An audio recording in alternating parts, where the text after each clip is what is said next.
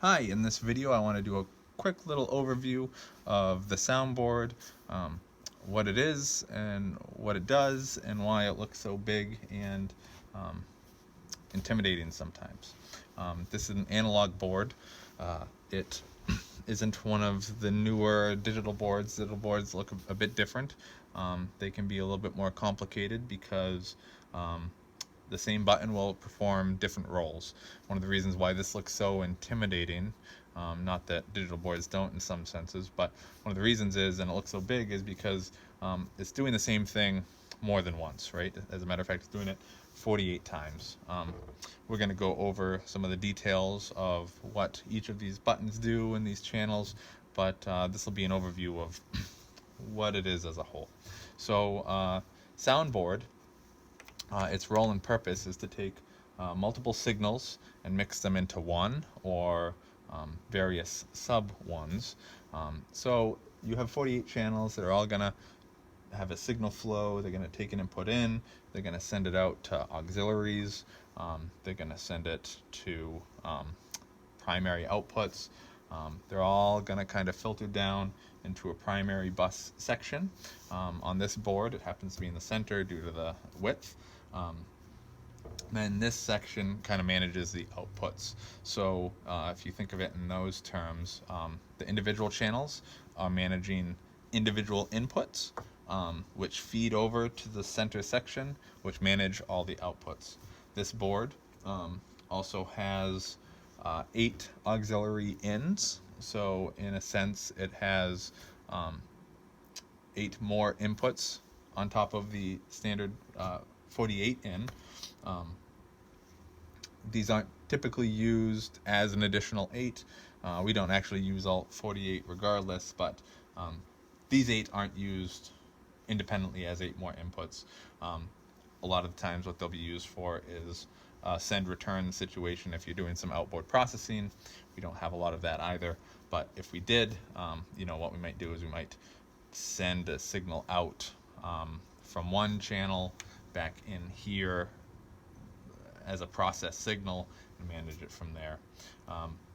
Another thing we have here in this section here, these are the master auxiliary sends. So you can see these colored channels, these colored knobs at each channel.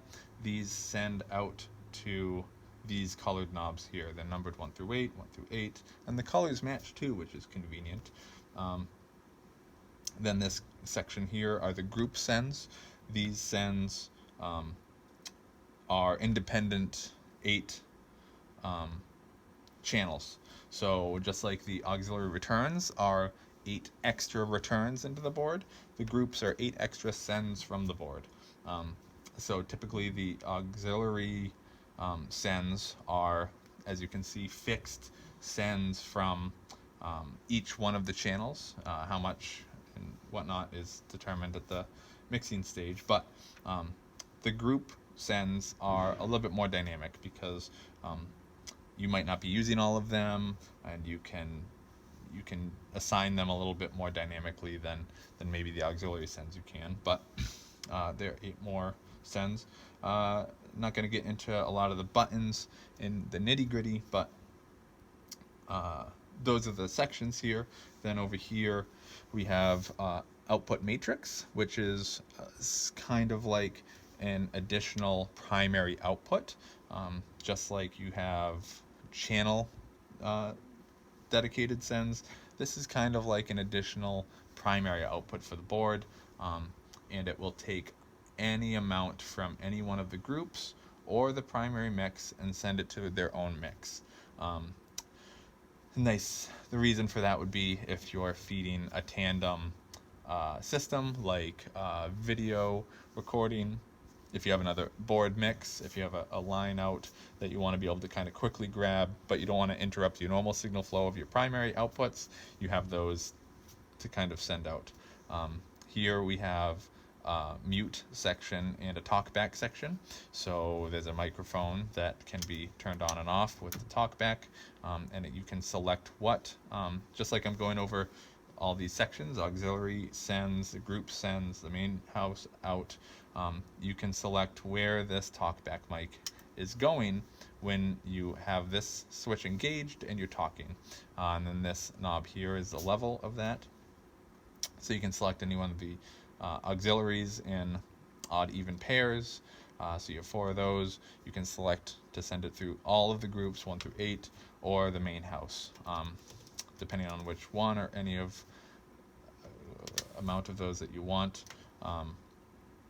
Here we have some monitoring level options. So there's some monitor outputs for mixing at the board, some headphone levels that we can adjust here as well. So we can select what's going to the headphones and when. So that's kind of a brief overview of the, I didn't get into the channels very much because there'll be more exhaustive videos on those, but those are some of the quick little overviews of the components as a whole of what the board is.